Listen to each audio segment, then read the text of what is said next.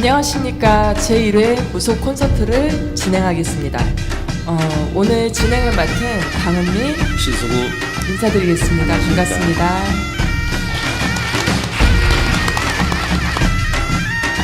자, 저희 무속 토크 콘서트 다시 이제 2부를 시작하겠습니다. 이번에는 시베리아 쪽에도 부활절이 있는가, 그리고 그쪽의 부활절은 어떤 형태인지 김 박사님한테 설명을 좀 들어보겠습니다. 그러니까 앞서 보여드렸던 동영상에서 보셨듯이 이 동지축제는요, 제가 봤을 때는 북반구에서 더 뚜렷하게 했던 것 같습니다. 왜냐? 그래야 이런 우리가 얘기하는 태양신의 부활이나 죽음이라는 걸 명확하게 볼 수 있거든요. 남반구에서는 해가 계속 떠 있기 때문에 이게 태양이 죽은 건지 안 죽은 건지 해가 떠 있으니까 실감이 안 나지만은 이 북반구 치은 지역에서는요, 진짜 동지 때 해가 안 뜨거든요. 그래서 제가 아까 보여드렸던 거고요. 네. 그래서 이게 아까 보여드렸듯이 옛날 때는 시계가 없었습니다. 그랬기 때문에 시계가 없는 상태에서 우리가 동지라는 걸 알 수 있는 건요, 여기 아까 보여드렸듯이 시리우스라는 별과 오리온 별자리가 일직선이 됐을 때 우리가 동지가 되었다는 것을 알 수 있습니다.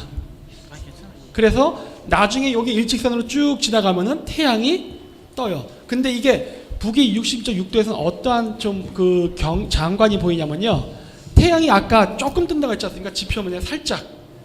이게 동지에 저기 북반구에 가서 보면요, 일직선으로 쫙 시리우스, 오리온 이런 태양이 지표면으로 쫙 떠 있는 녀석을 볼 수 있어요. 거기서만. 우리는 안 보입니다. 왜냐? 우리 남쪽에 있기 때문에 하늘에 떠 있는 걸로 보여요. 그래서 그거를 보고서 우리가 오늘날 시기를 보면은 12시구나 라는 걸 아는 거예요. 왜냐? 한 바퀴 다 돌았으니까.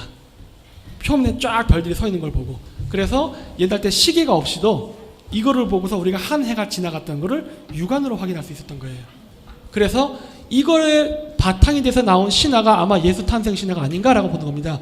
세 명의 동방 박사, 오리온 별자리가 시리우스, 동방의 별을 보고 예수, 즉 태양을 만난다거든요. 시적인 표현이라고 봐요. 그래서 아까도 얘기했듯이 신을 만나기 위해서 카톨릭에서 광범위하게 이렇게 버섯을 썼지 않습니까?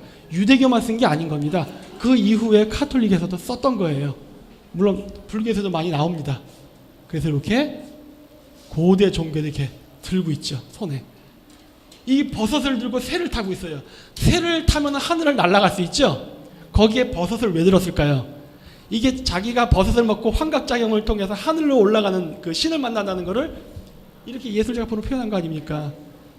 그렇죠? 버섯, 새, 여자 무슨 관계예요? 이거는 문화인력을 모르면은 역사적 관점은 이거 해석이 안 됩니다. 이 그림이 무엇을 뜻하는지. 여기 화살 든 자 보이죠? 나중에 설명할게요. 네.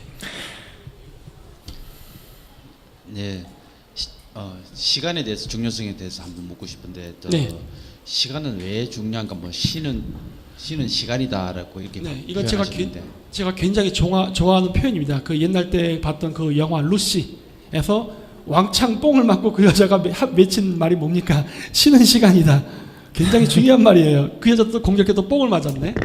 그랬는데 이게 뭐냐면요, 우리가 하는 모든 풍속은요, 세시 풍속이라 그래서 이미 세시란 단어가 들어갔듯이 네네. 시간하고 관련이 있습니다.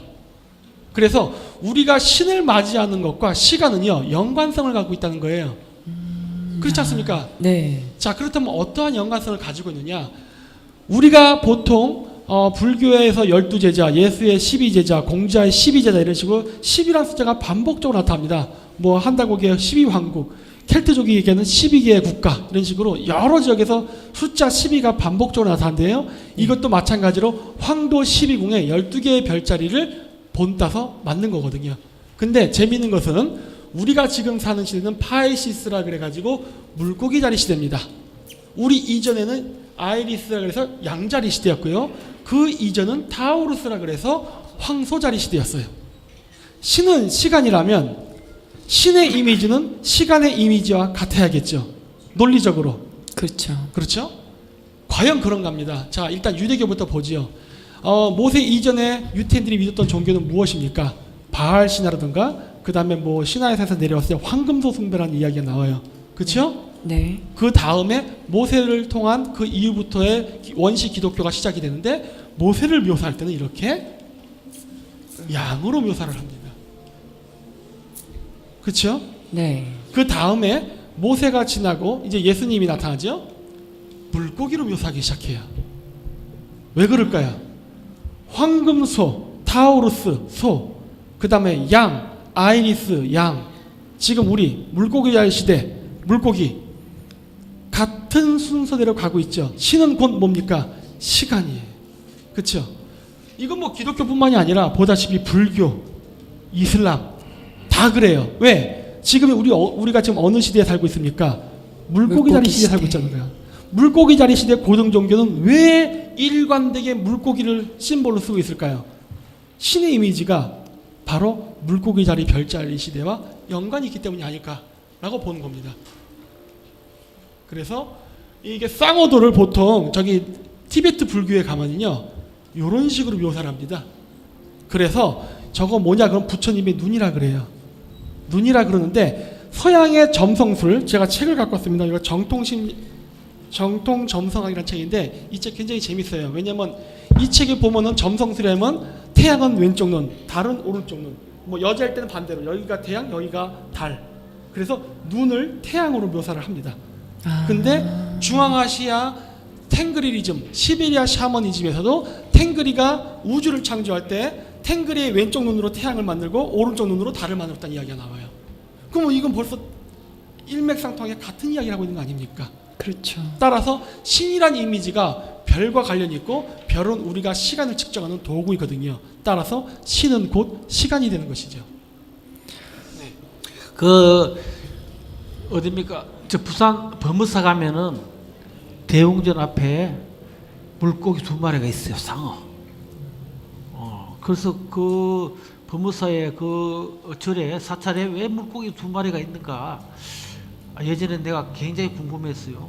그런데 이제 우리 김정용 박사 이야기 들었고 이러면은 그것도 불교도 물고기 자리에서 불교가 시작됐다. 종교가 시작된 것이 아닌가 그렇게 또 유추할 수 있어요. 네. 그럼 조 선생님 우리 무교에서는 연관된 게 없는가요 혹시? 우리 무교에서는 네. 그 물고기하고 연관된 게 혹시 없는가요? 우리 무교에서는 우리는 물고기하고 연관된 게 없어요. 우리는 왜 샤머니즘은 물고기 자리 이전부터 있었기 때문에 물고기 훨씬 이전부터 인간이 태어나면서부터 그 말 샤머니즘이 시작됐기 네. 때문에 물고기 자리나 이런 흔적은 우리가 없습니다. 예. 네, 말씀 잘 들었습니다.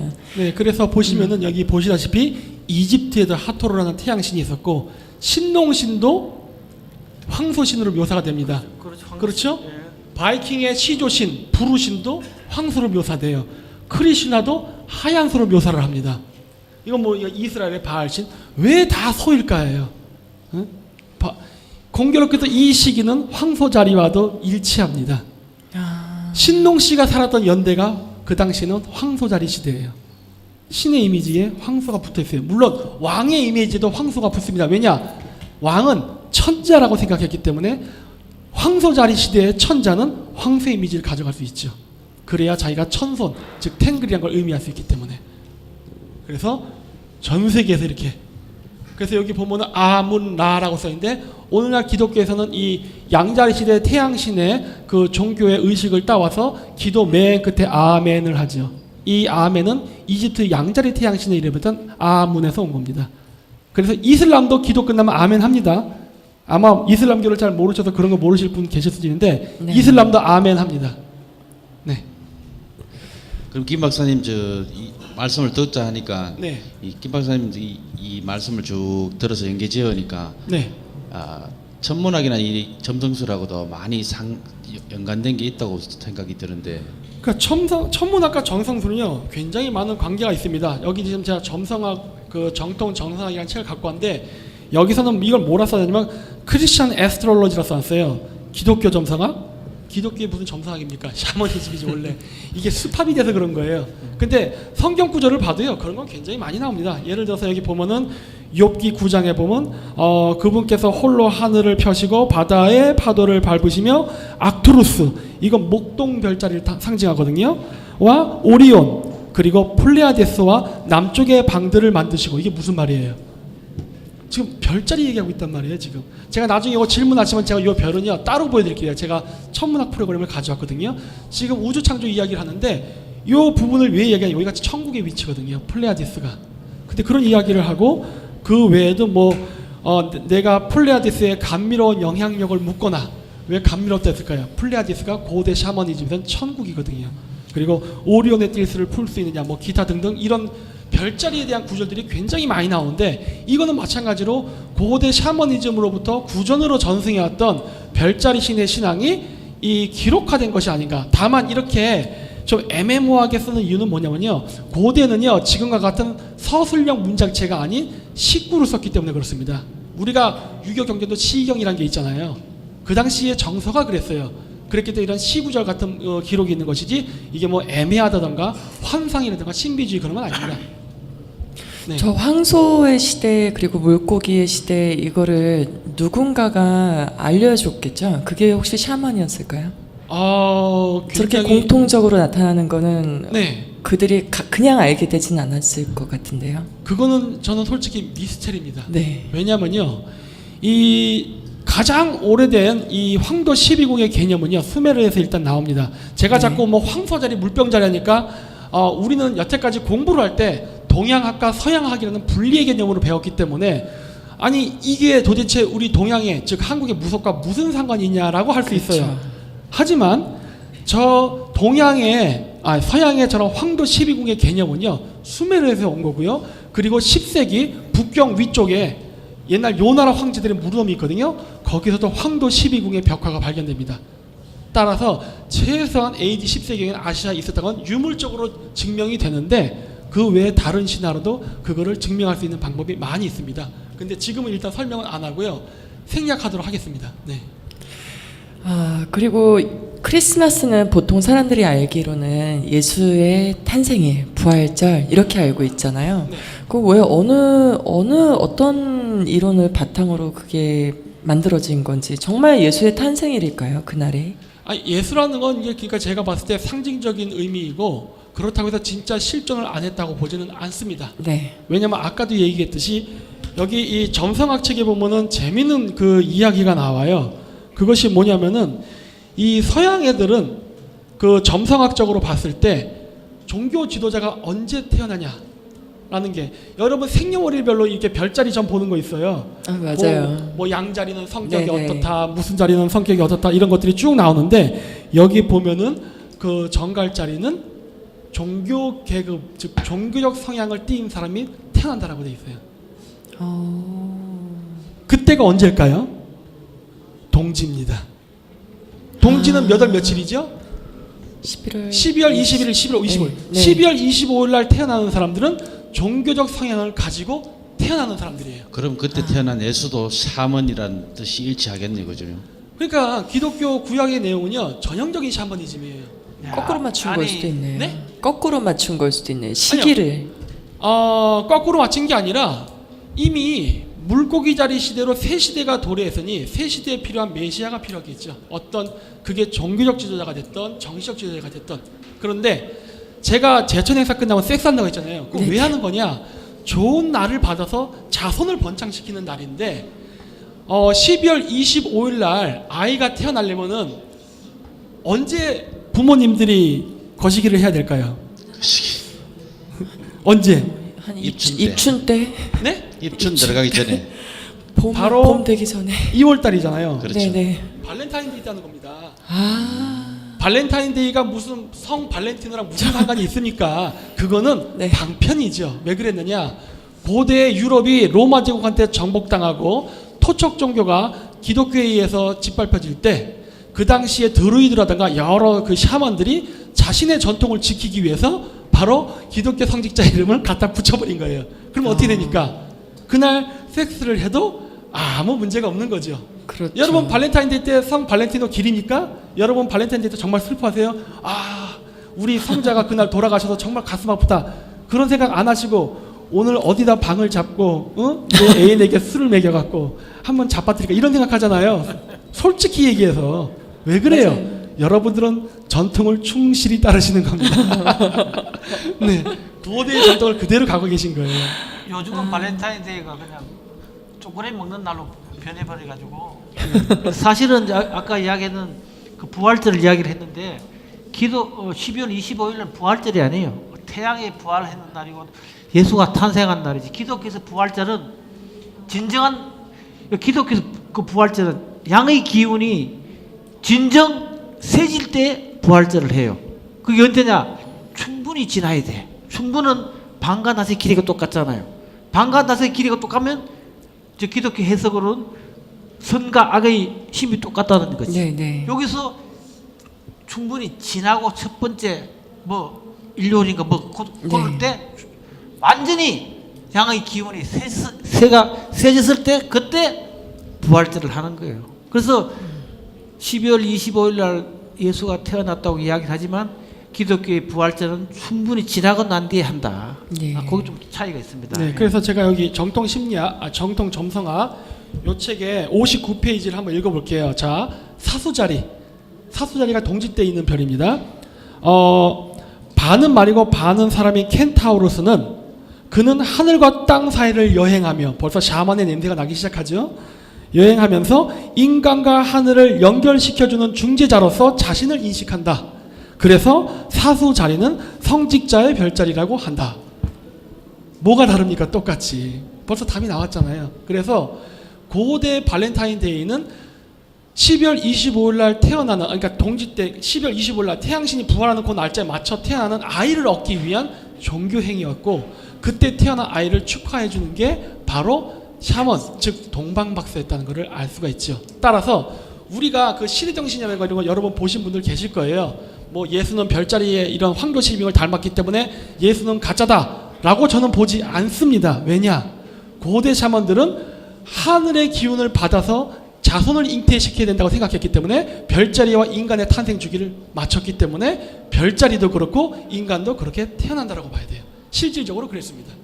네, 김 박사님 말씀 들으니까 이제 우리가 섹스를 하더라도 옥상에 올라가서 해야 된다는 그런 뜻이 유추가 되고, 사실 또 궁금한 게 있는데 말입니다.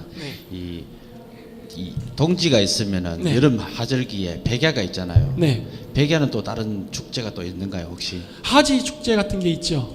태양이 있는데 이 우리가 그 어느 지역에 사느냐에 따라서 우리가 선호하는 축제가 변하게 됩니다.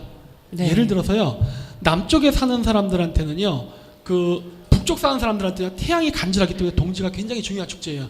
언제 해가 뜨는지가 굉장히 중요하거든요. 근데 그거보다 밑으로 내리면 동지 축제보다는 지금 중앙아시아 카자흐스탄 약 북위 51도, 41도 요 사이 국가들은요, 추분 축제를 더 좋아합니다. 왜? 왜냐면 그때가 풀이 많이 이게 자라가지고 양들이 먹기 좋은 풀들이 자랄 때거든요. 네. 그러니까 살기 좋을 때예요. 그리고 이제 이렇게 내려오면 하지 축제, 거기 이제 더우니까 이런 식으로 선호도라는 게 조금씩 변하고, 또 민족이 이동함에 따라서 그냥 동지 축제를 그대로 가져와서 남반구 사람이 한다든가 이런 여러 가지 복합적인 형태가 나타났는데, 우리나라에서 동지 축제도 굉장히 중요시 여기는 걸로 봐서는 우리 민족을 형성한 여러 부족 중에 북반구에서 내려온 사람들이 있기 때문에 그런 것들이 있고, 그 외에 춘하추동 축제가 있는 건 마찬가지로 여러 지역에서 온 민족들이 섞였기 때문에 이런 것들이 나타나지 않았나라고 저는 생각합니다. 네, 김 박사님, 그러면 원래 크리스마스의 의미가 뭔지 한번 더 듣고 싶습니다. 그러니까 크리스마스의 의미는 아까도 얘기했듯이 훌륭한 자손을 뽑아내는 데 있습니다. 그러니까 오늘날 조선시대 때 얘기했던 합궁수를 일단 먼저 봐야 됩니다. 우리나라에는 합궁이라는 게 있었기 때문에 사실 한국인은 굉장히 이해하기가 쉬워요. 옛날 조선시대의 왕들은요, 중전이랑 아무 때나 할 수 없었습니다. 왜냐? 왕자를 잉태하거든요, 태자를.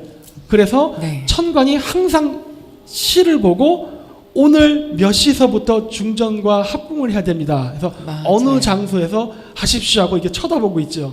전하 네. 이제 그만 끝내시죠, 이런 식으로. 이런 걸 조절을 했다고요. 그냥 시간을 맞춰야 되니까. 그러니까 왕이 스트레스 받으니까 어떻게 합니까? 후궁을 두고 아무 때나 하고 싶으면 했다고요. 근데 그렇게 태어난 자식들은 후첩의 자식이라 그래서 동등한 대우를 해주지 않고 왕의 서열에서 밀렸습니다. 네네. 그래서 우리가 홍길동전보로 보면은 뭐 아버지를 아버지라 부르지 못하고 이런 얘기가 막 나오는 그쵸. 이유는 뭐예요? 가문을 잇는 그 자손은 하늘의 기운을 받아서 태어난다고 봤던 거예요. 이 사상이 크리스마스라는 의식을 통해서 그 자손을 받는 의식인데, 이거는 그냥 조그만 가문이 아니라 국가를 통치하는 종교 지도자, 그 당시엔 종교 지도자가 그 국가 지도자였으니까 이걸 하는 중요한 국중 행사였거든요. 네. 그래서 했던 것이고, 그리고 조선시대나 우리가 유교가 일반화됐을 때에는 오직 왕만 그걸 했었습니다. 물론 양반들도 했어요. 그건 왜 그랬냐? 하늘을 독점하기 위해서. 아, 나만 좋은 기운을 받아서 자손을 잉태하겠다. 분산시키지 않기 위해서. 권력을 독점하기 위한 권력욕에서 비롯된 겁니다. 하지만 네. 더 그 이전의 샤머니즘으로 가면 원래는 무엇이었느냐? 전 국민들을, 즉 부족민들을 다 모아놓고 제사 지내고, 그때 이제 구세 역할이 굉장히 중요한데, 네네. 과거 종교에는요 그 11조라는 게 없었습니다. 왜냐? 화폐가 없었으니까. 그래서 그렇겠죠. 어떤 제천 행사를 하면 바칠 게 뭐예요? 뭐 가죽, 옷, 과일 이런 것들이에요. 그래서 그거를 쫙 받아서 그 제천 행사 끝나면 뭐 합니까? 샤머니 그거 다 먹을 수 없잖아요. 나눠줬다고요. 그러니까 크리스마스 때 막 시컷 먹고 섹스하는 거거든요. 저희 군 문화하고 비슷한. 그렇죠. 일종의 복지 제도예요. 빈부 간의 격차를 줄일 수 있는 그런 거를 하고, 그리고서 그 모든 부족민들이 그날 섹스를 한단 말이에요. 발렌타인데이 때. 그러면 어떻게 됩니까? 좋은 날을 받아서, 우리가 솔직히 남자 여자가 잠을 잔다고 무조건 임신하는 거 아닙니다. 그렇죠? 그럼요. 되기도 하고 안 돼. 여자 생리 주기에 따라서. 또 임신을 했다 하더라도 정확히 12월 25일 날 안 태어나요. 오차가 발생합니다. 따라서 이거를 정확하게 합궁일과 탄생일을 100% 맞춰서 환상적인 아이를 탄생시키려면 어떻게 해야 돼요? 무식한 방법 써야죠. 많은 사람들이 할수록 많은 아이를 뽑아낼 수가 있는 거예요. 네. 뭐 1000명 하면 그 중에 100명은 되겠죠. 그러면 그 아이를 뽑아서 그 아이가 12세가 되면은, 황도 12고요. 12세가 되면은 데려다 키워서 그 아이가 33세가 되면은 하산시켜서 그 아이들 중에 가장 뛰어난 자가 대제사장이 되는 거고, 밑에 순서로 제사장 뭐 이런 종교 계급이 형성이 된 거예요. 그래서 이 크리스마스라는 것은 완벽한 하늘로부터 천손이 내려와서 하늘의 천국을 지상에 재현하기 위해서 하늘의 천손을 지상에 잉태시켜서 이 우리가 사는 이 세상을 아름답게 만들고자 하는 그 의미로서 시작됐던 게 원래는 크리스마스였어요. 왜 하필이면 33세일까요? 아, 그거는 예수도 똑같죠. 12세 네. 때 갑자기 사라지더니 33세 때 십자가에 못 박혀 죽는다고 하지 않습니까? 10이라는 숫자는 황도 12군과 관련이 있습니다. 우리는 그 태어날 때 그 고대인들은 이 여기가 뭐라 그러죠? 여기? 정수리? 정수리. 백회. 네. 백회로부터, 그러니까 정자와 난자가 만나서 물질적인 이 생명이 창조가 될 때 백회로부터 북극성의 기운이 들어와서 척추를 따라 밑으로 내려갔다 다시 올라온다고 생각했어요. 그래서 태아가 태어날 때 머리부터 성장을 하고 척추를 따라서 성장하다가 10개월이 되니까 그냥 튀어나옵니다. 네. 더 이상 더 클 수가 없어요. 인간은 복잡한 존재니까. 그러면 밑으로 에너지가 가 있단 말이에요. 그럼 밑에서 다시 올라와요. 그래서 아기 때는 엄청나게 빨빨 돌아다니고 16세에서 18세가 되면은 막 포르노비드에 환장을 합니다. 남자들은. 왜냐? 에너지가 여기로 왔거든요. 성기 쪽으로. 더 올라오면 심장, 뜨거운 열정. 우리 여기 첩볼시 정의를 외치고 막 이런 열정을 갖게 된단 말이에요. 좀 더 올라오면은 머리가 내려오면서 인생은 무엇인가, 아 허무하다 이런 걸 느끼고 마지막에 여기서 뿅 나가는 거를 불교에서는 해탈, 일반적인 우리 국민의 언어로는 네, 죽었다고 하는 거죠. 네. 그래서 이 10이라는 숫자는 인체 에너지가 한 바퀴를 돌았음을 뜻해요. 그래서 12세 때 아 어느 정도 교육받을 수준이 되었다라고 해서 걔네들을 샤먼들이 산으로 데려가서 해리포터에 나오는 식으로 마법사들, 즉 샤먼들이 집중적인 교육을 시켰는데, 종교 계급들은 수학, 천문학, 물리학, 시, 문학 이런 것들을 가르쳤어요. 그랬고 33세가 중요한 이유는 뭐냐? 깨닫는다는 거 아니에요. 네네. 최고의 고수가 된다. 우리가 최고의 경제에 이른다라는 건 북극성에 도달한다는 걸 뜻합니다. 네. 고대인들은 북극성에 도달을 하기 위해서는 은하수를 타고 간다 봤어요. 은하수를 유대교에서는 야곱의 사다리라 부르고, 기독교에서는 천국의 계단, 불교에서는 33 대천대계라고 해서 33이라는 숫자가 나옵니다. 물론 프리메이슨 그랜드 마스터가 33도죠. 왜 이 33도가 나오냐? 은하수에 걸쳐있는 별자리가 33개니까. 네. 33단계를 올라가면 최고의 경지에 다다른다고 봤기 때문에 33살에 졸업을 하고 최고 우수자가 최고의 국가 지도자가 되는 거예요. 여기서 조 선생님, 저희 무교 쪽에도 삼신사상이 있잖아요. 이 33세 나이와 삼신사상에 저희가 늘 중요시하는 삼자와도 관련이 있겠네요. 그렇죠. 이제 우리가 삼신 할머니도 우리가 그쵸. 우리 무가에 나오는 삼위삼천 뭐 네. 삼천궁 뭐 하고 다 관련돼 있어요. 우리가 이제 아까 이야기했던 9살 때 사용하는 1월다리 천궁다리 네네. 그런 것도 다 은하수 무지개를 상징하는 거고 우리가 다리라는 의미 자체가 다리가 뭐예요? 있는 거잖아요. 있는 거. 그렇죠. 있는 거잖아요.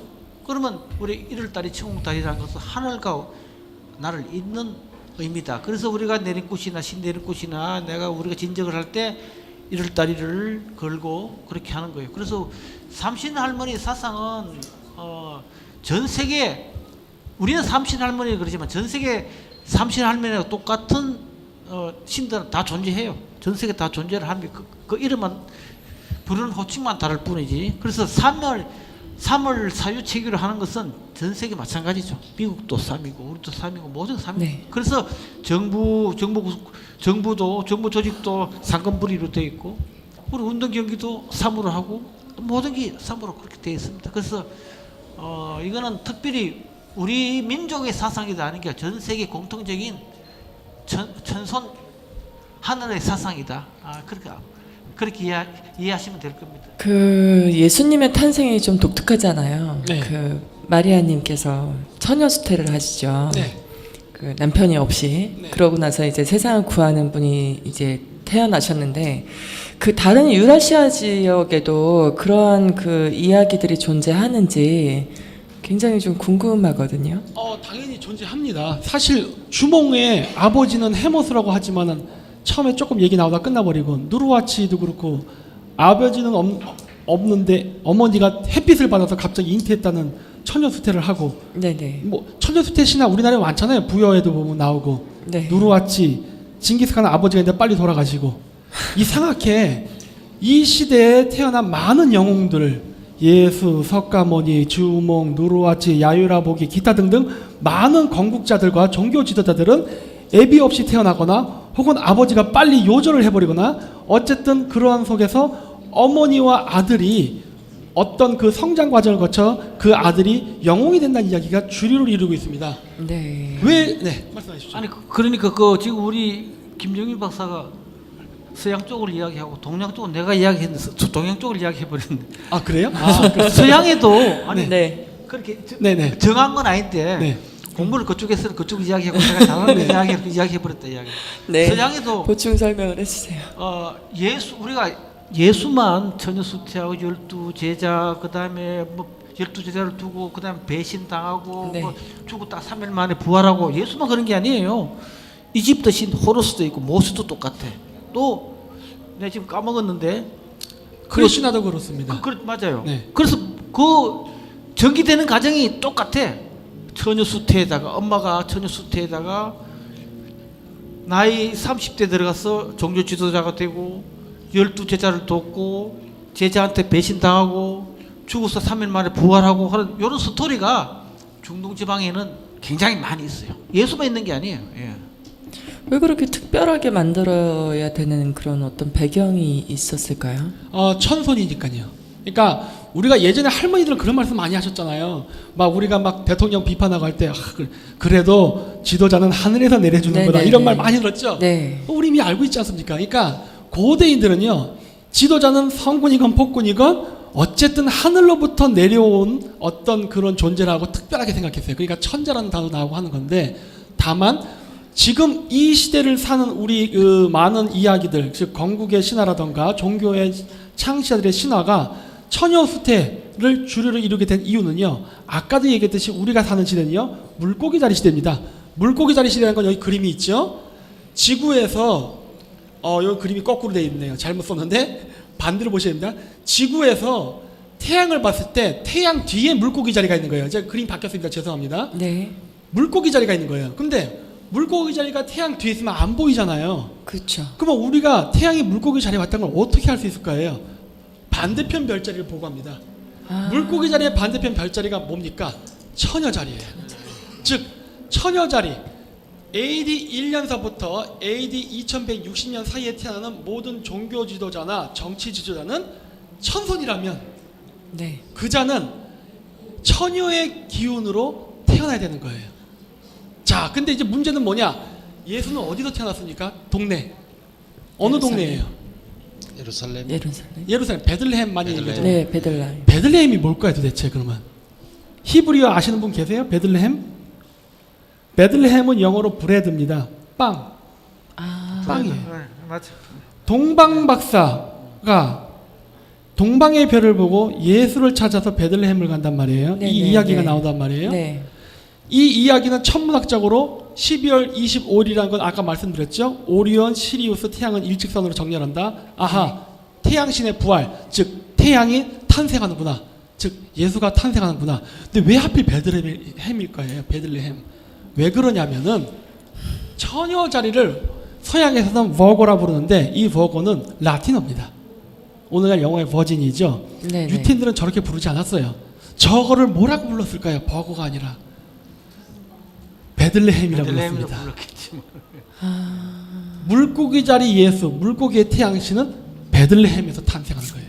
처녀 수태면서 베들레헴에서 탄생한 거예요. 처녀 마리아로부터 베들레헴이라는 말에서 태어났어요. 하늘이지 않습니까? 즉 그렇게 태어났기 때문에 아, 이 자는 메시아다라고 생각한 거예요. 고대 샤머니즘들이 생각했던 중요한 날을 받아서 중요한 날에 태어난 이 아이는 천손이다. 그 동방박사 즉 샤먼들이 와서 태어났을 때 축하해 주지 않습니까? 왜냐? 아, 저 아이를 잘 교육시키면은 우리가 다음번 지도자로 만들 수 있는 아이구나라는 그러한 축복 때문에. 그리고 고대 사회는 아까 이제 우리 김진박 이야기 처녀 별자리 처녀 자리 시대에는 그러니까 그때가 바로 저 고대 사회죠. 고대 사회는 아버지가 누군지를 중요하지 않았어요.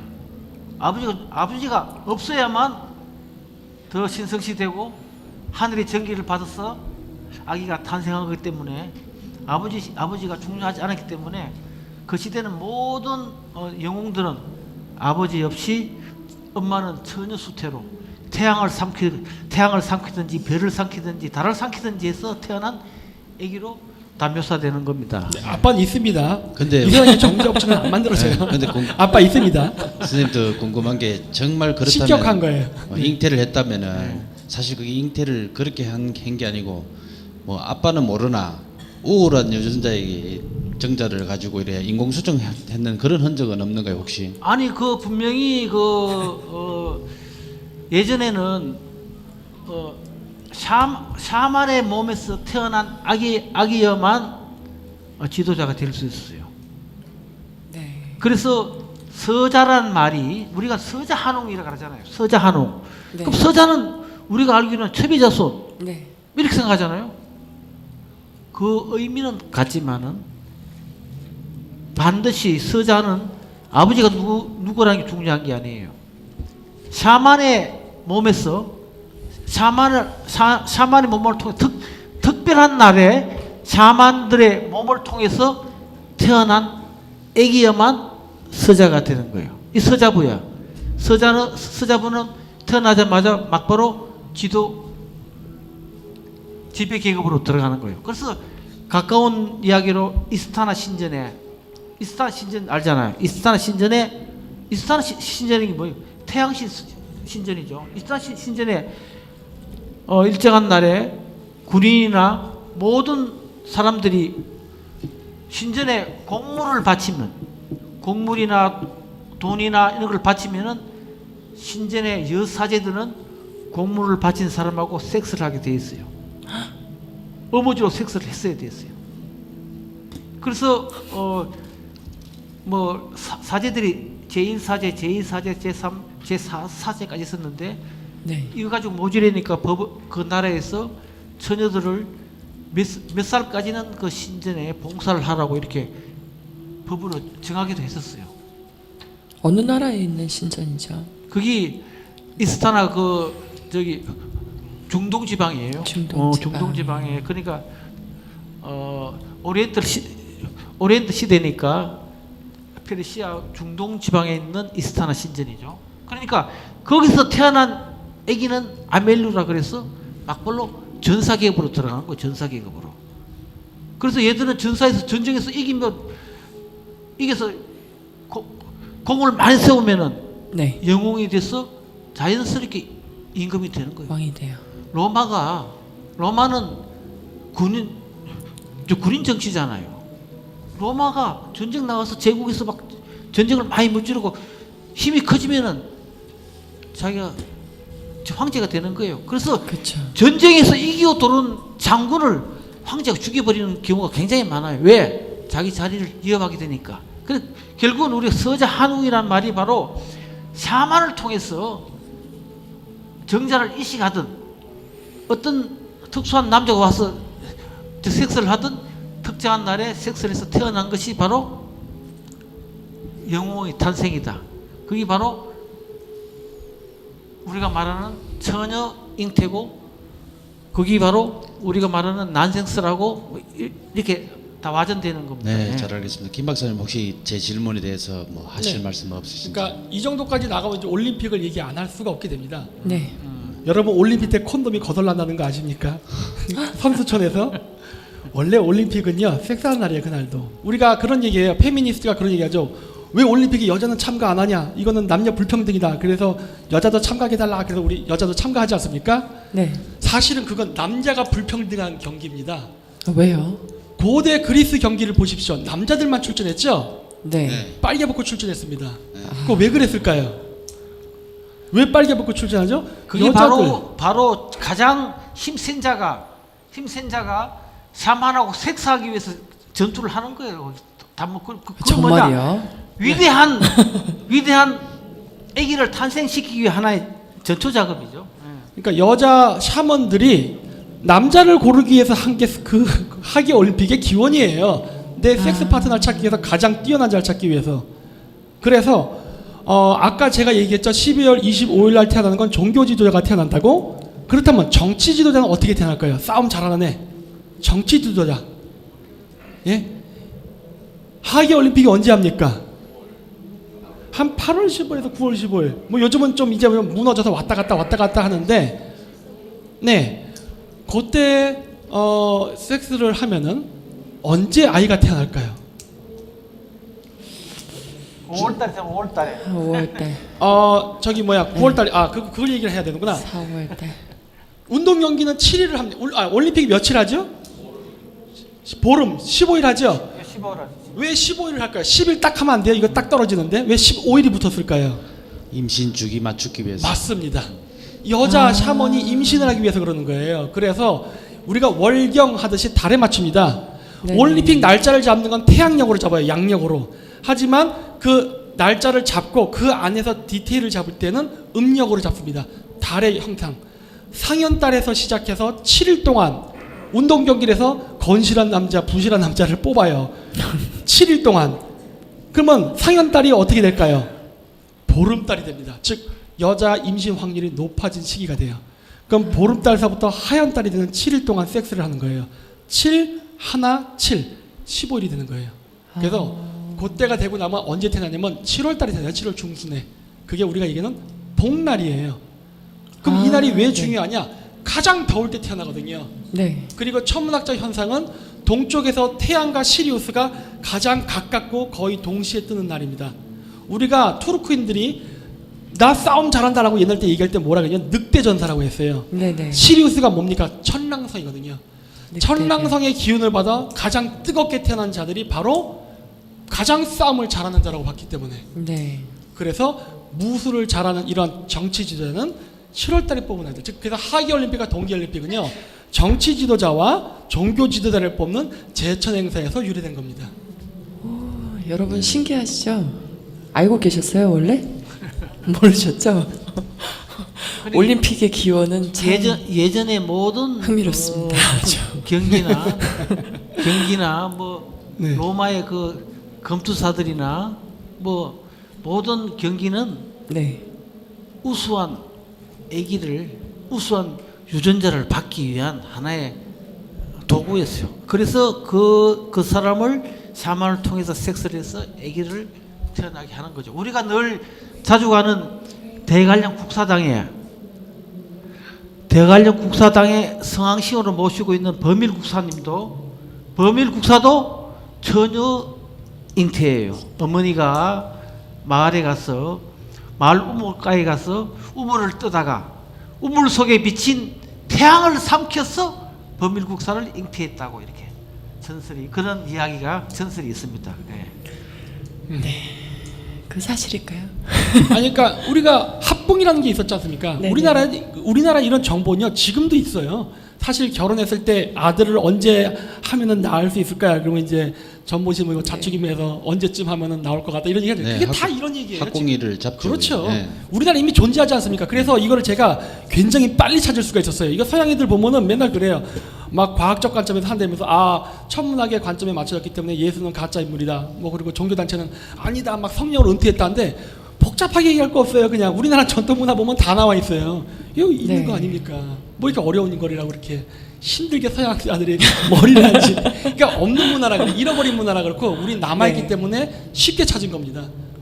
여기서 참 독특한 거는요. 네. 그 여자 사제와 여자 샤먼과 그리고 남자 일반인 중에 가장 센 남자 네. 이렇게 만나면 가장 우월한 유전자가 나온다. 이렇게 믿었던 거잖아요. 뭐 여러분들이 믿거나 맞거나 생각하실 수 네. 있지만 고대로부터 지금까지 여자가 남자 배우자를 고르는 기준은 여자 마음 아닙니까? 그렇죠. 근데 요즘도 여자분들 그 결혼할 때 그 기준이 뭡니까? 잘생기고 돈 잘 벌고 능력 있는 남자 아닙니까? 옛날 때도 네. 똑같았어요. 그 기준을 천문에 맞췄던 거죠. 하늘의 기운을 받은 뛰어난 남자를 해가지고. 인간이나 동물이나 다 할 거 없이 남자는 여자 암놈이 고르는 거예요. 동물도 그렇군요. 동물도 그렇잖아요. 네. 숙놈들이 암놈한테 얼마나 잘 보이려고 앞에서 온갖 재롱을 다 떴듯이 우리도 인간도 마찬가지예요. 내가 잘난 척 해봐야 여자가 근데- 선택해줘야 되는 근데 거예요. 인간하고 동물하고 다른 점이 동물은 이 발전기나 뭐 가연기나 이런 게 있는 것 같은데 인간은 뭐 아침에 하고 저녁에 하고 다 아니, 한다면 하지 않습니까 사실? 아니 그거는 그런 이야기는 뭐 재밌는 이야기를 내가 그 여담으로 말씀드리면은 하나님이 동물들을 쫙 모아놓고 네. 번식을 위해서 섹스를 몇 번씩 하라고 이렇게 이야기를 해줘요. 몇 번씩 하라고 이야기를 하는데 호랑이 뒤에 사람이 서 있었어. 네. 그런데 하나님 호랑이 보고 호랑이는 1년에 한 번만 하라 그러니까 호랑이 화를 냈어요. 앞에 그 토끼나 닭은 1년에 4번 5번 하라 그러면서 왜 4번 한 번 하라 그러냐고 호랑이가 하나님한테 덤볐어요. 네. 하나님 막 도망간 거야. 그래서 뒤에 서 있던 사람이 하나님요 그럼 사람들은 어떻게 해요? 하니까 네 마음대로 해보라. 그래서 그때부터 사람들은 마음대로 하게 됐다고 그런 우스운 이야기가 있습니다. 저 그리고 앞서서 이 버섯에 대해서 이렇게 네. 말씀드렸는데 사실 우리 조 선생님 우리 그 한국 쪽의 샤먼이나 아시아 쪽 샤먼들이 버섯 말고도 다른 한각제로 이렇게 하는 경우가 또 있는가요? 혹시? 버섯 말고는 또 나무 뿌리, 또 담배, 양귀비? 나팔꽃, 또 지금 잘 기억이 안 나는데 제가 베트남 갔을 때 술도 먹습니다. 술은 네. 이쪽이고 네. 베트남 갔을 때 베트남 랜동 굿을 하는 사람들이 그 랜동 옹동이 남자분 옹동이라는데 옹동이 구슬하기 전에 나무 뿌리 같은 걸 막 계속 나무 잎하고 사서 막 먹더라고요. 먹으면서 그걸 나를 불러가지고 또 외국 사람이라고 나를 불러가지고 먹으라고 주는데 안 먹을 수 없잖아요. 나도 입에 넣었어요. 그래서 몇 번 씹긴 씹었는데 너무 뭐라 그럴까 좀 떫고 담배 냄새도 나는 것 같기도 하고 맛이 좀 요상했어요. 그래서 네. 내가 저 뒤로 가서 이거를 뱉어냈는데 굉장히 붉은 기운이 나더라고요. 근데 네. 내가 삼키지도 않았는데 얼굴에서 열이 굉장히 많이 올라오더라고요. 그 엉덩은 구슬하면서 그걸 계속 말아서 계속 먹는 거예요. 계속 먹는데 나는 그 한 번만 먹어도 얼굴이 붉고 오르는 게 굉장히 이것이 바로 한각제구나 하는 걸 제가 느낄 경험을 해봤습니다 그때. 예, 그 저희 무당들도 보면은 뭐 바카스나 판피린이나 이거 자주 드시는 분은 그런 행위와 좀 유사하다고 봐야 되겠는 거죠. 네. 감기약 많이 먹어서 그렇게 됩니다. 그리고 우리 무당들이 담배를 피우는 것도 네. 일종의 한각제 작용을 위해서 피운다고 보면 돼요. 우리가 그러잖아요. 나 담배 안 피우면 할아버지 모시고 장모님 아유, 모시고 많죠. 나한테 담배 네. 피운다고 이런 식으로 이야기를 하는데 네. 그건 옛날부터 내려온 습성이 아닌가. 네. 제가 옛날에 중국 연변을 갔을 때 중국 한족 무당을 만나려고 무척 애를 썼어요. 그 당시에 내가 갔을 때 1997년 2000년도 그런데 공산주의 사회이기 때문에 샤만들이 다 사라지고 난 뒤였기 때문에 한족 무당들을 찾으려고 이제 조선족 세 사람을 쫙 풀었어요. 그 3일 만에 한족 무당을 찾았는데 그 길을 찾아가서 내가 조선족들 데리고 가서 내 대신 점을 보라고 돈을 주면서 같이 있어 봤는데 그 한족 무당이 점을 보기 전에 담배를 피워요. 근데 우리처럼 한 대를 피우는 게 아니에요. 담배를 4가지 5가지를 동시에 피워. 4가지 5가지를 동시에 물고 그냥 사정없이 빠는 거예요. 사정없이 빨면서 네. 이 정신이 몽롱해지는 모양입니다. 그러고 점을 보더라고요.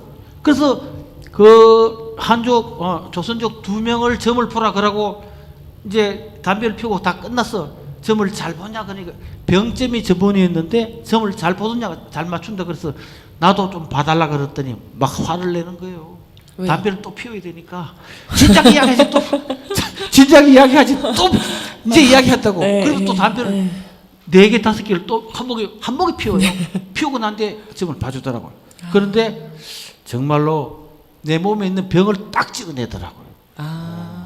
그래서 담배나 이런 환각제는 우리 샤만들이 옛날부터 지금도 아메리카나 아프리카 쪽에서는 지금도 많이 사용하고 있고요. 남미 쪽에도 지금도 많이 사용하고 있어요. 사용하고 있는 겁니다. 그 보면 우리나라 한국 무당들은 참 되게 유능한 무당들이에요. 뭐 굳이 담배나 뭐 환각제 이런 거 필요 없이도 점도 보고 굿도 보고 뭐 하고 다 하니까요. 그죠? 저희 그런 거 안 해도 상관없죠. 네. 아니 그런 거 생각하면은 우리 한국 무당들이 굉장히 좀 우수한 것 같아요. 자, 내가 요번에 이제 제주 방송에서 하는 아시아 샤머니즘 루트 대탐사라는 다큐멘터리를 같이 만들면서 내가 좀 다녀봤는데 네. 북방 샤머니 이런 애들은 접신을 하기 위해서 엄청난 노력을 해야 돼요. 시간도 많이 걸려요. 베트남 북부에 있는 또 샤만들은 접신하기 위해서 1시간 이상 두드려요. 그거 보고 그 PD가 너무 지겹다고 똑같은 행동 계속 너무 지겨워 죽겠다고 그러는데 우리는 접신하면 5분도 안 걸리잖아요. 그렇죠. 오라가면 금방 와요. 우리나라 무당들이 모신 그 신들은 굉장히 말을 잘 듣는 것 같아요. 오시라 가면 금방 오고 가시라 가면 금방 가고 말이요. 우리는 이렇게 금방 이렇게 네. 접신을 하는데 물론 접신하는 방법이 좀 틀려요. 우리는 이제 신을 받아들이기 때문에 빙의 현상, 포지션 현상이라 그러고 저쪽은 네. 타로는 현상. 그러니까 엑스타시나 트랜스나 트랜스 현상이라고 이렇게 이야기를 하죠. 그렇지만 그런 차이점은 있지만 그래도 우리는 너무나 빨리 접신이 된다는 것은 대한민국 무당이 정말 훌륭하다. 인격만 좀 갖추면은 인성교육만 좀 되면 정말 훌륭한 무당들이다. 또 네. 대한민국 굿이 전 세계 어느 나라 굿보다 과학적. 우수하다는 걸 알 수 있어요. 다른 나라 굿은 너무나 단순하지만 우리는 정말로 의상도 있고 소리도 있고 음악도 있고 연극도 있고 예술도 있고 모든 걸 다 갖춘 정말 훌륭한 종합적인 우리는 뮤지컬이에요. 이런 훌륭한 우리 전통 문화 굿을 우리가 제대로 활용하지 못하는 우리 한국의 문화 콘텐츠로 제대로 활용 못하는 게 굉장히 아쉬운 거죠. 그러면 말씀 잘 들었습니다. 그 고대에는 그 크리스마스 축제는 과연 좋은 축제만이 어떤 의미가 있었는지 아니면 혹시 뭐 그 축제 때문에 안 좋았던 영향도 있었던지 좀 말씀해 주시겠어요? 그 모든 샤머니즘이라는 것은 천문을 바탕하지만 사실 모든 종교의 문제점은요 정치 권력입니다. 네, 정치가 개입하는 순간 모든 건 다 박살이 납니다. 맞습니다. 예를 들어서 우리 그런 거 아시죠? 혹시 예전에 그 유태인들, 그 남미 사람들, 스페인 사람들이 발견했을 때 네, 막 사람들 잡아다가 이제 심장 뽑는 의식이 있었어요. 아, 그렇죠? 그런 영화 아포칼립스에 많이 나오지 그렇죠. 않습니까? 많이 나오죠. 네. 그거 왜 했을까 하는 겁니다. 그 사람들은 그래 이 얘기했었죠. 그 당시에 그 잉카인들은 세상에 종말이 오기 때문에 그랬다. 세상의 종말로부터 우리가 구원받기 위해서는 많은 사람들의 희생 제물을 바쳐야 그것이 구원받을 수 있어서 했던 겁니다. 네. 그렇게 믿었어요. 그리고 많은 전사들이 스스로 자진을 해서도 죽었고. 근데 이제 뭐가 문제냐면 이건 러시아에서 하는 동지 축제입니다. 마슬레니짜라는 축제예요. 아까 나무는 여성을 상징한다 그랬죠? 네, 그래서 이렇게 여자 인형을 태우는 축제예요. 네. 이거 원래 크리스마스 때 고대 진짜 정말 옛날 때는 뭘 했냐면요 인신공양이라는 게 있었어요. 우리들 효녀 심청 때 보면은 어부들이 그 굿하고 나서 물고기 잘 잡게 달려면서 여자 제물로 바쳤던 네, 이야기 네, 나오고 사람이 재물이 된다. 그렇죠. 네. 에밀리종 만들 때 종소리 잘 안 난다고 애를 갖다 바치고 네. 그 다음에 구약에서도 보면 전쟁이 이기달라고 기도하니까 하나님이 네 애를 죽여서 제물로 바쳐 이런 얘기 네. 막 나오잖아요. 옛날 종교는 그랬었어요. 좀 우리가 좀 문명적으로 덜 개화됐을 때는 가장 신에게 바칠 수 있는 최고의 선물은 인간이라고 봤어요. 네. 특히 자기 가장 소중히 여기는 거 결국 자식이죠. 그랬었는데 12월 15일 날은 새해입니다. 12월 25일은 그래서 첫 태양이 떠오르는데 고대인들은 태양의 수명이 365일이라고 봤어요. 365일 동지가 딱 되면 죽는다고 봤고 다시 366일 첫 해가 뜨면 태양이 불한다고 봤어요. 네. 그런데 고대인들은 태양이 죽었을 때 다시 하늘로 떠올리게 하려면은 새가 필요하다고 본 거예요. 그래서 네. 상조가 태양 속에 들어있는데 그게 네. 태양 속에 새가 들어서 날개짓을 하면 태양이 떠오른다고 봤어요. 아. 근데 그 새를 묘사할 때 보통 여자로 묘사합니다. 아까 여자가 새에 매달려서 솔방울 뜨는 거 보셨죠? 네. 네. 그리고 런던 올림픽 폐막식 때 불사조에서 여자가 매달려서 쫙 내리는 거 혹시 보신 적 있어요? 런던 올림픽. 저 동영상이 있는데 나중에 보여드릴게요. 그런 모습을 하는 이유는 뭐냐면 여자를 잡아서 불태워 죽여야 이 여자의 영혼이 하늘로 올라가서 태양을 다시 떠받쳐서 올라간다고 믿은 거예요. 그래야 지상에 있는 인류가 살 수 있다라고 본 거예요. 그래갖고 매년 애꿎은 여자를 그것도 또 제일 예쁜 처자들만 잡아다가 바쳤습니다. 그런데 어느 날 샤먼들이 이렇게 살면서 문명이 발전하면서 보니까 사람을 안 바쳤는데도 태양이 뜨는 동네가 있는 거예요. 네. 좀 이상한 거 아니야? 좀 그러면서 샤먼들이 고민하다가 야 이거 우리가 잘못된 것 같은데 한번 바꿔볼까 그런 거예요. 네. 그랬더니 어떻게 된가 국민들이 큰일 난다 하죠. 우리가 여태까지 이렇게 여자들을 갖다 바쳤으니까 탱글이 즉 태양신이 떠오른 거지. 네. 우리가 재물을 안 바치면 하느님이 노하면 어떡하냐. 네 책임질 수 있어 그러니까 샤먼이 그럼 내 딸을 줄게. 한번 해봅시다 그런 거예요. 네. 그리고서 이렇게 여자 인형을 대형으로 태운 거예요. 그랬더니 어떻게 된 거예요? 12월 26일 날 태양이 떴어요. 떴죠. 온몸에 떠버렸네. 사람을 안 바쳐도 태양이 뜨는 거예요. 네. 이게 여자 모습 이렇게 나무로 나오죠. 그래서 어떻게 된 거예요? 미안하죠. 미안하지. 그래서 어떻게 된 겁니까? 러시아가 그날은 마슬레니짜라고 합니다. 마슬레가 마슬라, 즉 기름을 뜻해요. 레니짜는 영어 레스예요. 기름이 없는 날, 즉 이 날은요 고기를 먹지 않는 날입니다. 네. 왜냐? 이거 살색을 막 하면서 축제를 했는데 필요 없었던 거예요. 네. 네. 근데 이게 난리가 났잖아요. 그래서 이 12월 25일은 회개와 용서의 날이에요. 크리스마스는 12월 25일이 무슨 날입니까? 회개와 용서의 용서. 날이죠. 미안하니까 잘못했어. 그동안 내가 너희들에게 너무 잘못했다. 그 앞서 죽은 사람들에 대한. 그래서 회개의 용서의 마음으로 서로의 잘잘못을 이웃 간에 용서해주고 우리가 그러한 그 채식을 먹는 날이 그래서 유라시아 샤머니즘이 이렇게 존재하는 겁니다. 따라서 우리가 지금 종교라는 것도요 인류의 과학이 발전하면서 수준이 점점 업그레이드가 되면서 과거 미개한 종교부터 점점 근대화된 종교로 발전해 나가는 겁니다. 아까 앞으로 돌아가서 그러면 잉카 문명은 왜 심장을 바쳤느냐? 지금 물고기 자리 시대죠? 네. 물고기 자리 시대 다음은 무슨 자리 시대입니까? 물병자리. 물병 자리 시대입니다. 물병 자리라는 건 뭐예요? 태양 뒤에 물병이 있는 거예요. 네. 안 보이잖아요. 그럼 우리가 물병 자리 시대에 온 걸 어떻게 알 수 있죠? 반대편 별자리. 반대편 처녀자리. 사자자리입니다. 사자자리. 네. 네. 물병 자리의 반대는 사자자리예요. 네. 사자자리 중에 가장 밝은 별이 뭔지 아십니까? 레굴루스라고 합니다. 레굴루스 별은 점성학에서 사자의 심장이라 불러요. 즉 잉카 문명은 물고기 자리의 태양신이 죽어가니까 종말이라 생각했고, 이 종말에 새로운 태양을 떠올리기 위해서 무엇이 필요하다고 생각한 거예요? 심장. 매치가 되죠? 네. 심장을 받쳐야 태양이 뜰까요? 안 받쳐도 태양이 뜰까요? 안 받쳐도 태양이 떠요. 앞으로 우리가 얘기하는 불교의 미륵사상, 예수라는 어떤 재림을 얘기하는데, 예수가 다시 우리 인간 세계에 와서 인간의 모든 죄를 얻고 다시 십자가에 못 박혀서 죽는다고 하죠. 네. 안 죽어도 돼요. 그거는 천문현상이었던 거고, 이 천문현상에 대한 지식을 우리가 홍수라든가 자연재해로 인류가 파괴되면서 잃어버렸다가 그냥 기록에 있는 거, 문자 그대로, 문자주의죠. 기록 그대로 그냥 멍청하게 해석하면서 저런 인신공양이라는 야만적 행위가 발생했던 것 뿐이에요. 다만 오늘날 우리가 다시 르네상스를 통해서 과학이 진보하면서 인간의 지식과 능력이 향상되니까 늘 얘기하잖아요. 왜 이렇게 종교가 말이 안 되는 소리가 하냐. 우주가 7일 만에 창조될 수 있어? 이런 것들. 왜 그런 이야기가 나온 거예요?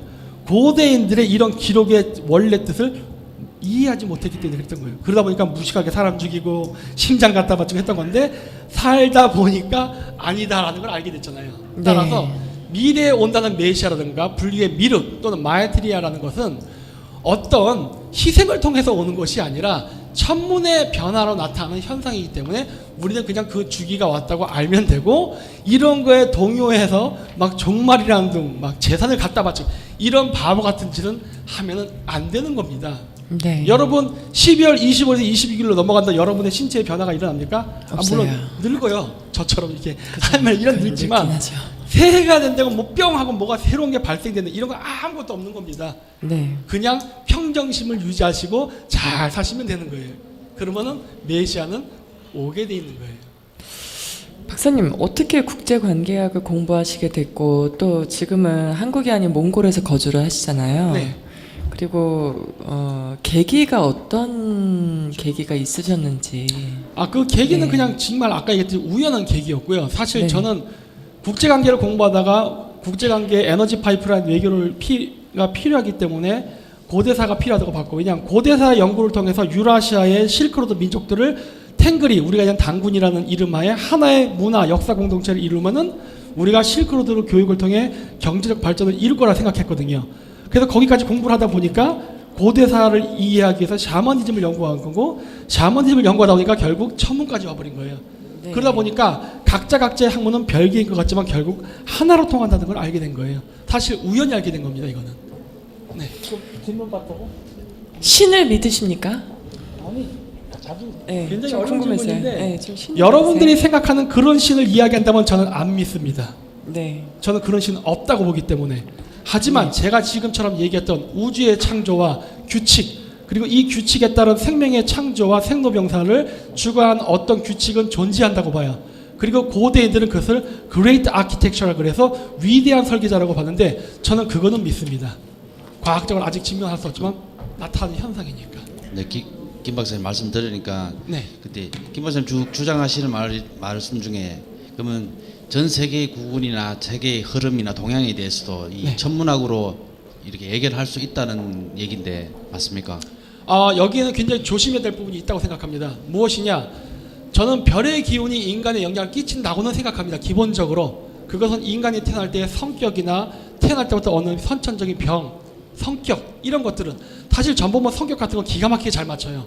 하지만 이것이 전체가 돼서 우리 인간의 운명을 결정한다고는 보지 않아요. 네. 그렇게 되면 너무 운명론이 되고 우리의 역할이라는 게 사라지기 때문에 그렇죠. 따라서 절반이라 봅니다. 인간이라는 거는 남자가 인간입니까? 여자가 인간입니까? 어떤 게 인간이에요? 둘 다. 둘 다죠. 네. 영어로는 man, human, 그래서 남자 위주로 얘기하지만 네. 사실 우리가 얘기하는 인간, 사람이란 단어, 동양의 단어는요 충성성이에요. 네. 남성과 여성 구별 없습니다. 그리고 그래서 고대 보살들이나 크리슈나를 묘사할 때 남자인데 여자처럼 묘사해요. 남자인데 가슴이 튀어나오고 그리스의 신들이 남자 성기와 여자 성기를 동시에 가져요. 왜? 고대 이야기하는 신이라는 개념은 남성성과 여성성에 치우치지 않은 중성성을 뜻했거든요. 네.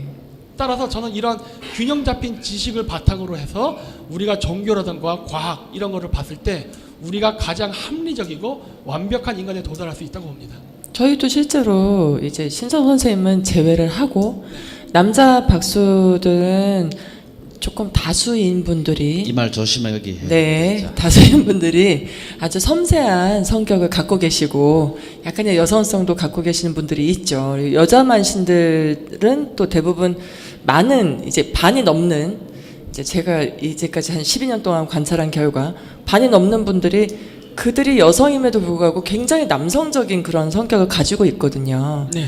그러니까 여기서도 보면 남자와 여자의 그 만신들인데 분명히 양쪽의 그 성격을 다 가지고 있다고 저는 봅니다. 그러니까 남자 무당은 여성적 성격을 갖게 되고 여성적 무당은 남성적 성격을 갖게 된다는 소리 아닙니까? 그렇죠. 그러니까 저희가 이제 남자 신만 있는 것도 아니고 그게- 남신 여신이 근데 같이 함께 그게 있기 때문에 아까 우리 김 박사가 이야기했듯이 모든 신은 중성적인 성격을 섞여 가지고 있죠. 있다고 했잖아요. 네. 우리 무당들이 중성화돼간 것은 남자는 여성스러워지고 여성은 남성스러워지는 것은 신을 향한 자연스러운 반응이다. 네. 그래서 나는 그러기 바로 좋은 현상이다. 나 그렇게 생각해요. 그러니까 그 샤머니즘에서 이야기하는 즉 고대 종교의 철학은요 선악이의 개념이 아닙니다. 그거는 후기인들이 고대 지식을 잃어버리고 나서 정치적으로 만든 이념이에요. 내가 종교 권력을 확장시키기 위해서 상대방을 죽이기 위해서 이단으로 몰고 적으로 몰고 악마로 모는 것은 후대인들의 정치적 권력력에서 나온 겁니다. 샤머니즘은 조화와 균형을 중시합니다.